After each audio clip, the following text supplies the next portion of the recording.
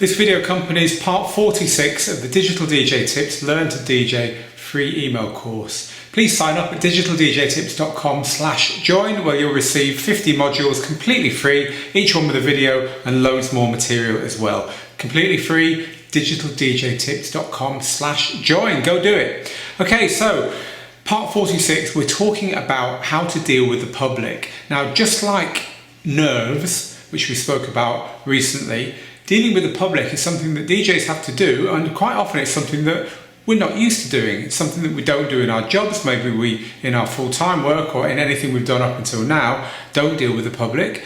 And it's something which can't be forgotten about. And you need to have a understanding of what's likely to happen to you when you're DJing and have some procedures in place, if you like, to deal with it. And here's the reason this is so important. You go and DJ. Now you're at a party where no one's there and you're DJing and you're kind of really nervous. You're thinking, actually, I hope no one turns up so I can just kind of pack up and go home because I'm really nervous. I don't want this party to fill up. I don't want to have to do anything. I don't want to fail and all those usual nerves. Place starts to fill up.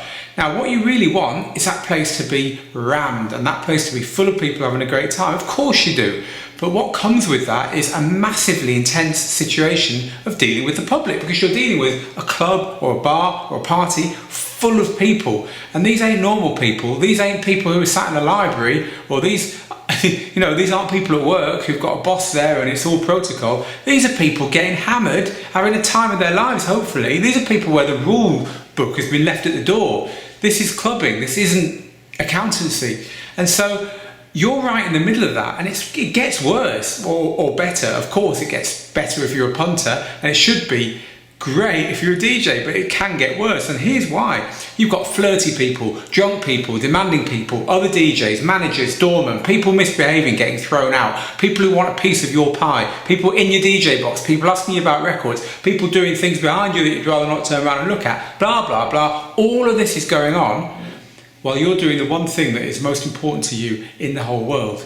Now to them, you're just a DJ guy, you're just a cool dude who plays the records, goes home with the girls, drinks the champagne, whatever their image, their cliche of the DJ happens to be. That's all you are to them.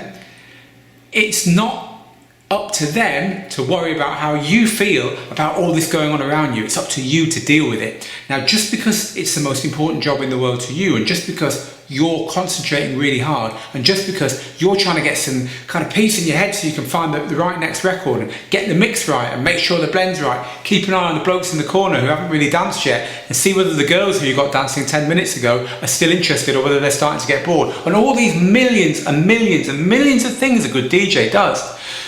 Just because you're doing that, they don't care, they don't need to know. So they're going to be right in your face. So what happens then? Inexperienced DJs then start to fluster. Your face drops, your shoulders go forward, you start to feel aggressive, you start wanting people out of your face. You're doing two things wrong there. One, you're kind of biting the hand that feeds you. These guys are paying your wages. You're there because of these guys. You need to be nice to people as a rule and instinctively. But two, you are allowing them to affect the way everyone else sees you. So you've got people in your face, you've got a crammed DJ booth, you've got people asking for requests, you've got someone wanting you to put their drink behind the DJ booth, you want someone who wants you to put their coat behind the DJ booth, you've got some girl who wants you to get her purse out of her coat that she put behind the DJ booth 10 minutes ago. All this stuff's going on, but you allow those people to make your body language drop and make your face drop and your aggression get up. The rest of the dance floor, the people who are looking to you to lead the party, because never forget, DJs lead parties, they're going to see that and they're just not going to, the energy will drop, they're going to think, what's up with him?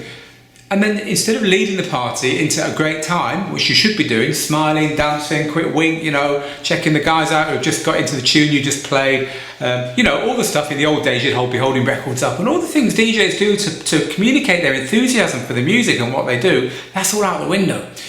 So what do you do? Well, it takes practice, but what you have to do is, even if in here you feel so nervous and you feel so much like you really need to concentrate on your music, and you feel so much like if you don't just get left alone for 30 seconds, everything's going to go wrong, you have to not show it to the world, you have to smile, you have to get used to practicing what you're going to say to people. I'll be with you in a minute, mate, or whatever. You have to get used to that stuff, and then you have to get on with what you're doing. Now, one really easy way of dealing with it, I find, is just without being aggressive and without changing your face, just ignore people. If someone's in your face, just ignore them. Pretend they're not there. Carry on with what you're doing. Smile at them, carry on with what you're doing.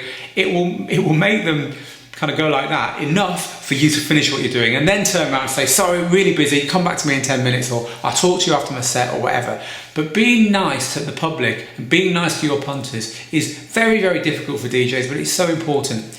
The other group of people that you really have to be nice to are the kind of stakeholders. I'm talking about the doorman, the promoters, the people with the clipboards collecting email addresses, the bar staff, anyone who's involved in that night, in that event that you're playing at. They must be treated with a lot of humbleness and very nicely.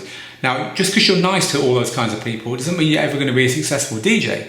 But there's no successful DJ I've ever come across who wasn't hyper nice to everyone around them. These people can help you. These people can get you drinks. These people can get you in venues. These people can get you gigs. But it should be about more than that. You're part of this scene, and everyone should be nice to everyone else because it makes the whole scene nicer. And if you're one of those people that people want to book because you're good fun, because you're polite, you know, doormen move around from venue to venue, bar staff move around from venue to venue, managers move around from venue to venue, and promoters promote all over the place. Even other DJs could say, I really enjoy playing with that guy. You know, all these people, just because you're there here and now, these people are spreading out. These people are getting gigs all over the place. You could get a call from someone you worked with 5 years ago because they want you to go and do something with them because they remembered a few gigs with you and you were really nice to them. You know, it always pays back dividends to be ultra nice to everyone who's involved, who's put the time and effort into being a part of whatever scene you're in.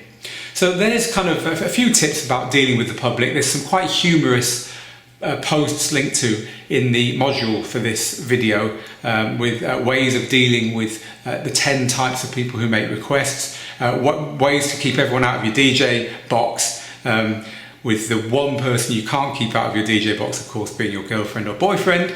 And so go and have a look at those, they're quite funny. But it is a serious topic and it is one that doesn't get its dues. So I hope that's helped you, and I look forward to seeing you in the next video.